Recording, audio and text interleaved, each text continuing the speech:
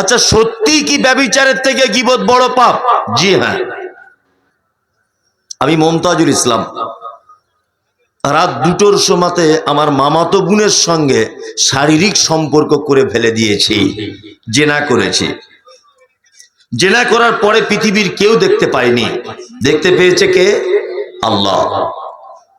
ফজরের নামাজের আগে আমার মনে আল্লাহর ভয় চলে এলো যে আমি যে আমার মামাতো বোনের সঙ্গে পাপ করেছি, আল্লাহ তুমি ছাড়া কেউ জানে না, জীবনে কোনোদিন এ পাপ করিনি, আজকে ফার্স্ট টাইম করে ফেলেছি, আল্লাহ তুমি আমাকে ক্ষমা করে দাও। একদিন, 2 দিন, 3 দিন, 4 দিন, 1 বছর আমি দোয়া করছি, আল্লাহ তুমি আমার পাপ ক্ষমা করো। নামাজের পরে পড়ি বসে যাচ্ছি হাত তুলে, আমি নামাজের পরে পড়ি ক্রমদণ্ডরত অবস্থায় আল্লাহকে বলছি, আল্লাহ মামাতো বোনের সঙ্গে পাপ হয়েছে, পাপ ক্ষমা করে দাও। বলুন তো পাপ ক্ষমা হবে কি হবে না? হবে, হবে, ইনশাআল্লাহ হবে। 2, আমার মামাতো বোনের তারও মনে আল্লাহর ভয় ঢুকেছে, সেও দোয়া করছে, আল্লাহ আমাকে ক্ষমা করে দাও। 1 বছর দোয়া করছে, ক্ষমা হবে কি হবে না? হবে। আপনি চায়ের দোকানে বসে একটা লোকের বদনাম করেছেন, কি? যে মমতাজুল ইসলাম আমাদের মসজিদের একটা ঘড়ি চুরি করেছে, বদনাম করে দিলেন। চায়ের দোকানে লোক ছিল কত না? 20 জন লোক, 20 জন, তারা সবাই শুনেছে। আমি এই গীবতের ব্যাপারে বক্তব্য রাখতে গিয়ে কিষানগঞ্জে আপনি ছিলেন, আপনার মনে আল্লাহর ভয় ঢুকে গেল, ওরে বাবা আমি তো এই লোকটার বদনাম করেছি। আপনি তাড়াতাড়ি করে আমার কাছে এসে বলছেন, ভাই মমতাজুল সাহেব আপনার নামে একটা মিথ্যা বদনাম দিয়েছি, দয়া করে আপনি আমাকে একটু ক্ষমা করে দেন। আমি বললাম ঠিক আছে, আপনাকে ক্ষমা করে দিলাম, ক্ষমা করে দিলাম। আচ্ছা বলুন তো, আমি ক্ষমা করে দিলাম, তারপরে লোকটা ক্ষমা পেল কি পেল না? পেল। পৃথিবীতে একটি মাত্র পাপ আছে, একটি পাপ, যে পাপ ক্ষমা পাওয়ার কোন পদ্ধতি মুহাম্মদ সাল্লাল্লাহু আলাইহি ওয়াসাল্লাম বলেননি।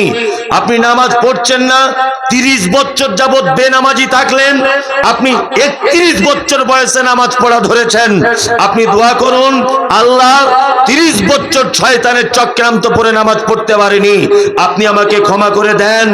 1 দিন, 2 দিন, 3 দিন, 4 দিন ক্ষমা চান, আর নিশ্চয়ই আপনার 30 বছরের নামাজ না পড়ার কারণে যে পাপ হয়েছে, এ পাপ ক্ষমা হয়ে যাবে ইনশাআল্লাহ। জেনা করেছেন, ক্ষমা হয়ে যাবে। রমজানের রোজা ছেড়েছেন, ক্ষমা হয়ে যাবে। সুদের টাকা খেয়েছেন, যদি তওবা করেন ক্ষমা হয়ে যাবে। কিন্তু আপনি কারোর গীবত করেছেন, আপনি যদি তওবা করেন যে আল্লাহ আর কোনোদিন গীবত করব না, কোশ্চিন কালেও ক্ষমা নেই। আমি মমতাজুল ইসলাম যদি আপনাকে ক্ষমা করেই দিই, তবুও ক্ষমা নেই। কারণ পৃথিবীতে একটা পাপ আছে, যে পাপের বাচ্চা হয়, যে পাপের বাচ্চা হয়। পৃথিবীতে একটা পাপ আছে, যে পাপের বাচ্চা হয়। কি পাপ? তার নাম গীবত। চায়ের দোকানে বসে আমার নামে বদনাম 20 জনকে বলেছেন, ওই 20 জন আরো 20 জনকে বলেছে, ওই 20 জন আরো 20 জনকে বলেছে, ওই 20 জন আরো 20 জনকে বলেছে। গোটা কিষানগঞ্জ এলাকায় হয়েছে মমতাজুল ইসলাম ঘড়ি চোর। আমি না হয় ক্ষমা করে দিলাম, আর ওদের কাছে কে ক্ষমা চাইবে? ওদের কাছে ক্ষমা চাইবে কে? এই পাপ থেকে যদি আপনি ক্ষমা পেতে চান, একটা কাজ।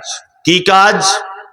আল্লাহ নবী সাল্লাল্লাহু আলাইহি ওয়াসাল্লাম বলছেন, তোমার ভাইয়ের যে মজলিসে তুমি গীবত পরনিন্দা করেছো, তার ব্যাপারে মিথ্যা অপবাদ দিয়েছো, ওই মজলিসে বসি তুমি তোমার ভাইয়ের বেশি করে সুনাম করো। যে না, লোকটা খুব ভালো লোক, খুব পরেজগার লোক, আল্লাহওয়ালা লোক। না না, এই লোকটা খুবই অমায়িক লোক, খুব ভদ্র মানুষ। যে জায়গাতে আমার দুর্নাম করেছেন, ওই জায়গাতে এসে আবার আমার বেশি বেশি করে নাম করেন, তাহলে ইনশাআল্লাহ ক্ষমা হতে পারে।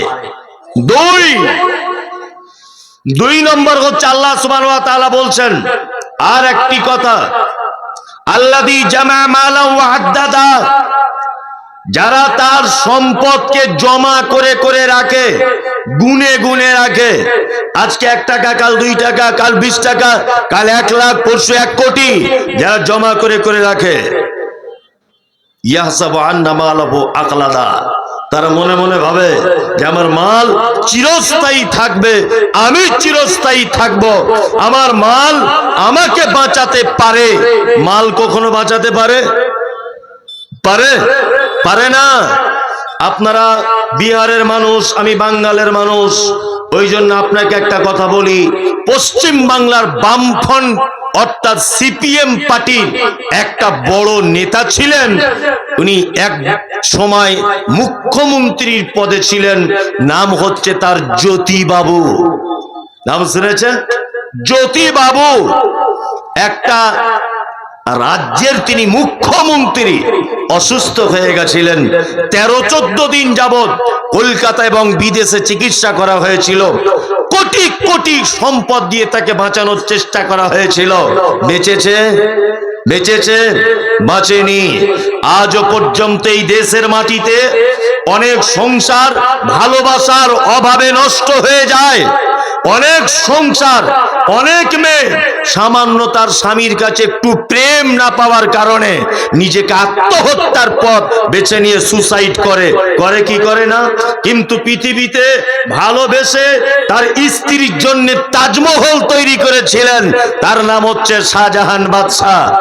স্ত্রীর এত ভালোবাসতেন যে তার জন্য তাজমহল উপহার দিয়েছিলেন। স্বামী স্ত্রী আর কেউ বেঁচে আছে? আছে? নাই। আকবর বেঁচে আছে? নাই। আলমগীর বেঁচে আছে? নাই। সারা পৃথিবীতে যত সম্পদের মালিক আপনি হন না কেন, আপনার বাঁচার কোনো রাস্তা আছে? নাই। পৃথিবীর সব কথা ভেজাল, ডুপ্লিকেট, 2 নম্বরি, চিটিংবাজি। এটা হতে পারে, এটা হতে পারে, সম্ভব। একটা কথা কোনো চিটিংবাজি 2 নম্বরই নেই, তার নাম মৃত্যু। আছে? কোন 2 নম্বরই আছে? কোন 2 নম্বরই নেই।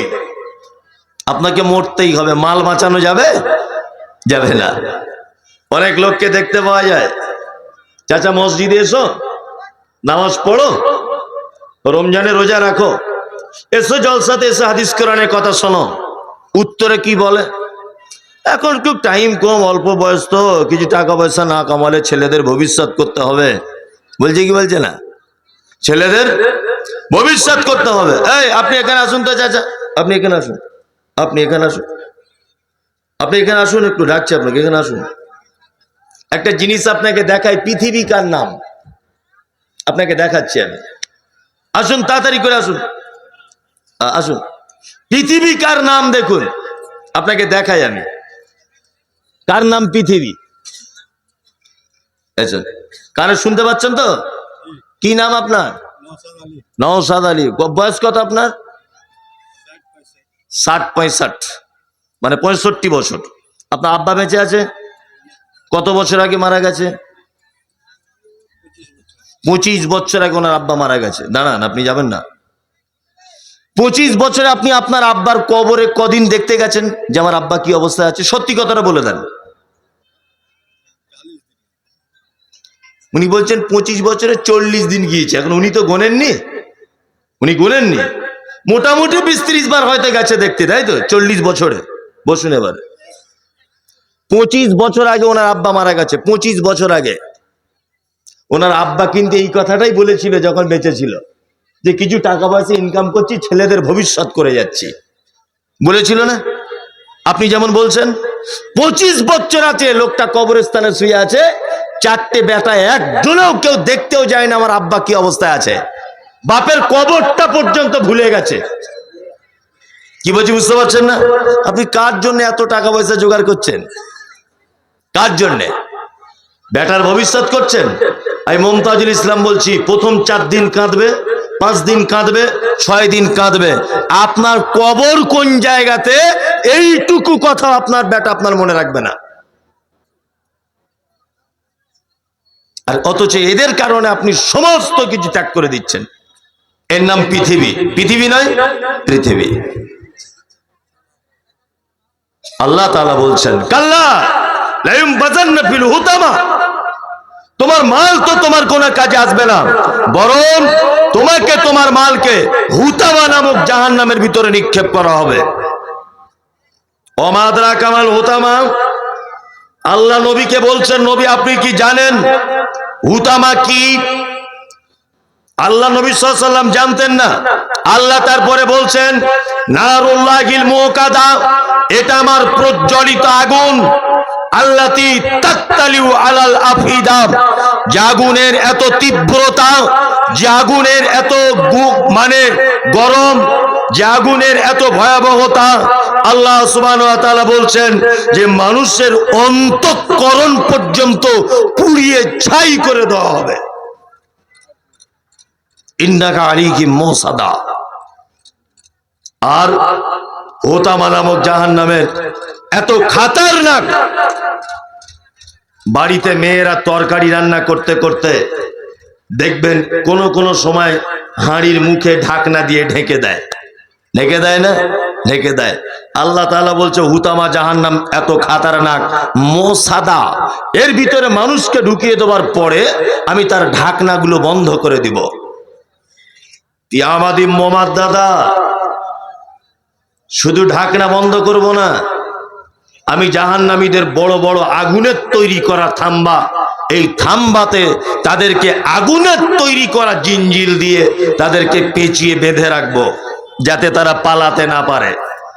এইখানে আপনাকে দুটো একটা কথা বলে দিই, শুনে রাখলে খুব ভালো হবে। সেটা হচ্ছে এই, আচ্ছা বলুন, আল্লাহ যদি কিয়ামতের মাঠে কোনো মানুষকে বলে এই তুমি এইখানে দাঁড়াও, এইখানে দাঁড়াও, এই কথা যদি বলে, তাহলে একটা মানুষ আর পা তুলে হাঁটতে পারবে? যাওয়ার ক্ষমতা রাখে? রাখবে? রাখবে না। সমস্ত হুকুমের মালিক কে? আল্লাহ। তা আল্লাহ তো জাহান্নামীদেরকে বলতে পারতেন এই তুমি জাহান্নামের ভিতরে বসে থাকো, এক পা লড়াচড়া করবে না, এটা বলতে পারতেন কি পারতেন না? পারতেন কি পারতেন না?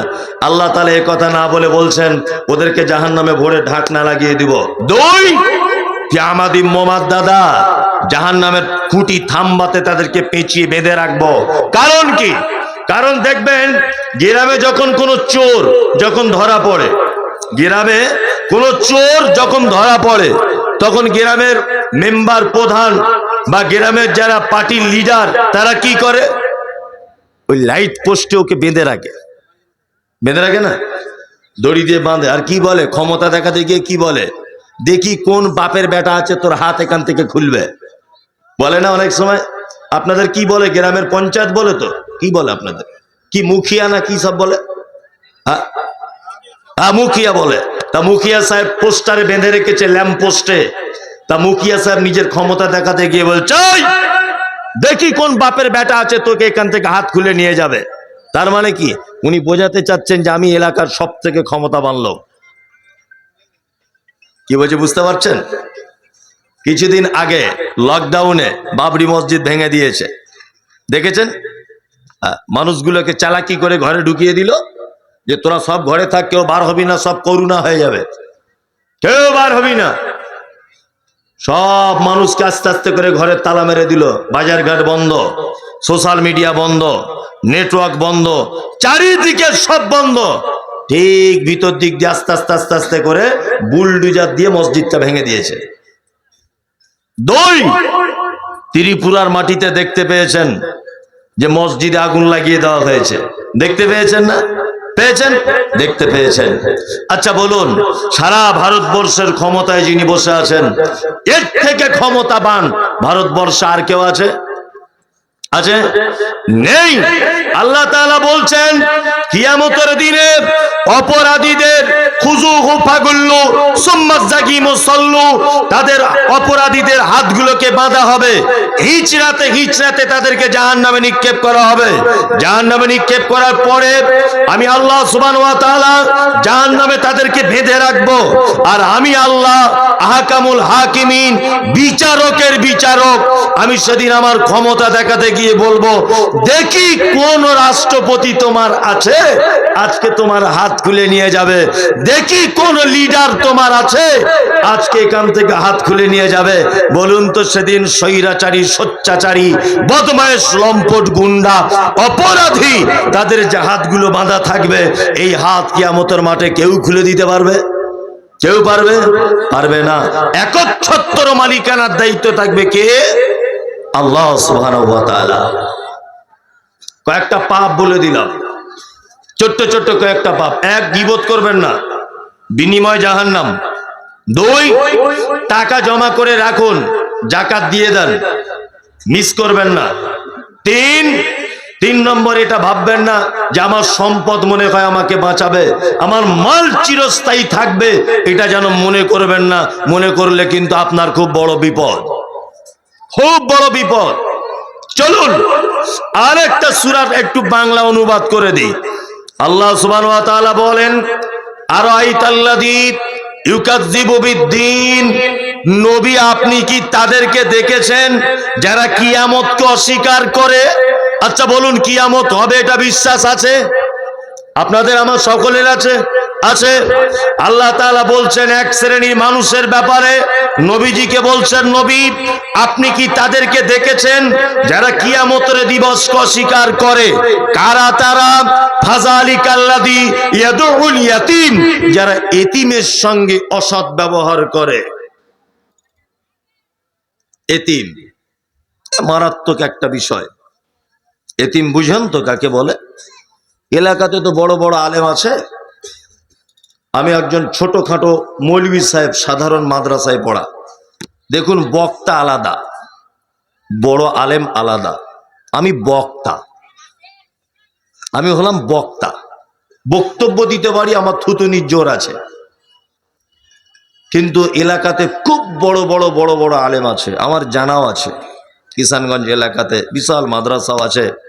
যাই হোক, যে বড় বড় আলেম আছে এলাকাতে, আমরা বড় আলেম নয়। আমি অন্তত পক্ষে, আমার এই গলার জোর আছে, এই জন্য মানুষ ডাকে, এছাড়া আমার কোনো কেরামতি নেই। তারপরেও আপনাকে বলছি, এতিম সমাজের আলেমরা, আমরা আর কি, মানে আমাদের মতো যারা, আমরা সামাজিক কিছু বিষয় আছে যে বিষয় নিয়ে আলোচনা করি না।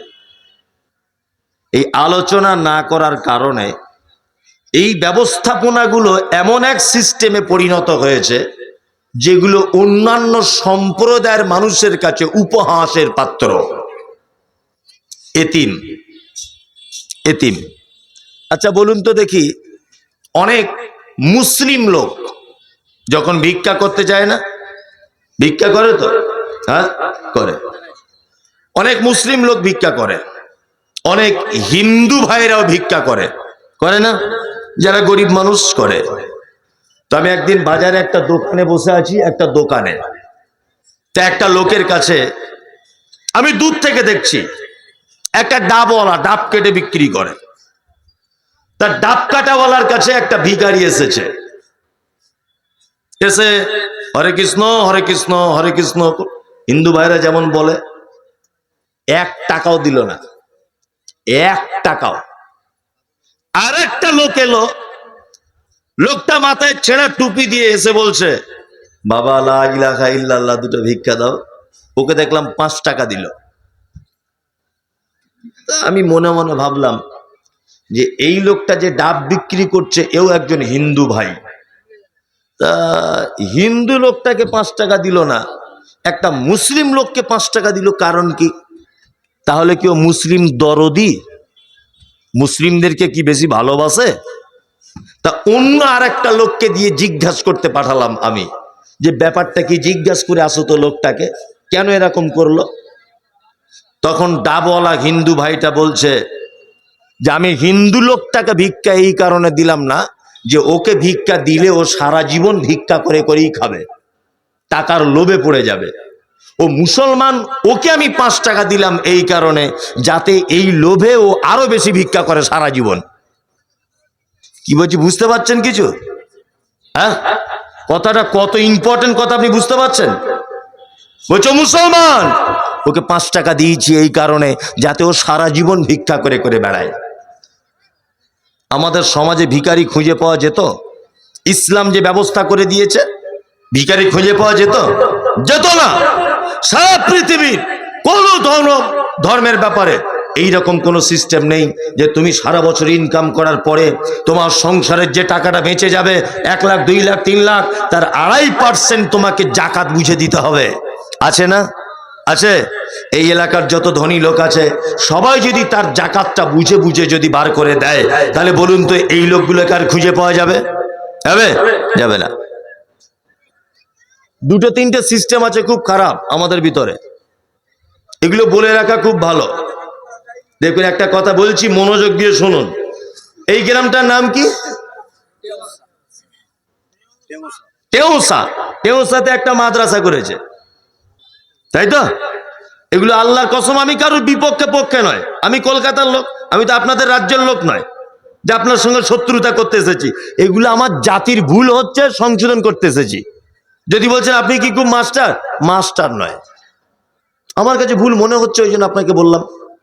এই গ্রামে একটা মাদ্রাসা, পাশে একটা গ্রাম আছে তার নাম লক্ষ্মীপুর, ওই গ্রামেও দেখছি একটা মাদ্রাসা। তার পাশে একটা গ্রাম আছে তার নাম আতাপুর, সেখানেও দেখছি একটা মাদ্রাসা। তারপরে একটা গ্রাম আছে চাঁচকি, ওখানেও দেখছি আর একটা মাদ্রাসা। প্রত্যেক গ্রামে গ্রামে দেখছি মাদ্রাসা, প্রতিটা গ্রামে। এখন দেখতে পাওয়া যায় কি যায় না, প্রায় গ্রামে মাদ্রাসা আছে। আই মমতাজুল ইসলাম, আমার জাকাতের টাকা হয়েছে 1 লাখ। কত টাকা? 1 লাখ আমার জাকাতের টাকা হয়েছে। এলাকায় মাদ্রাসা আছে একটা থানাতে 20টা, তাহলে 20টা মাদ্রাসায় যদি আমি 1 লাখ টাকা ভাগ করে দিই, কত টাকা করে পাবে? 5,000 টাকা করে পাবে, তাই না? আমার মতো লোক আছে কজন? খুব জোর যদি হয় এলাকাতে 30 জন লোক আছে, খুব জোর হলে 30 জন। তাহলে 30 জনের কাছে